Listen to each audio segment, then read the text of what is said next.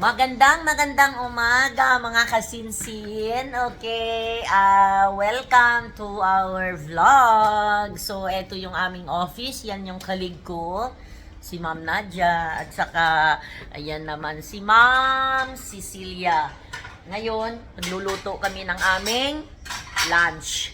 Naghihintay pa kami ng aming ingredients at hindi pa dumating. So, guys, sa lahat ng mga gustong makipagsapalaran dito sa Singapore bilang isang domestic helper, welcome kayo lahat. Huwag kayong mag-alala dahil nandito kami. At saka, eto yung aking pretty kalig, si Ma'am Nadia. So, Filipino din siya.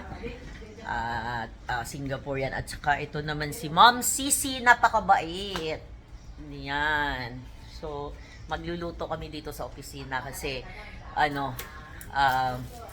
minsan nagluluto kami, minsan na bumibili rin kami ng pagkain namin.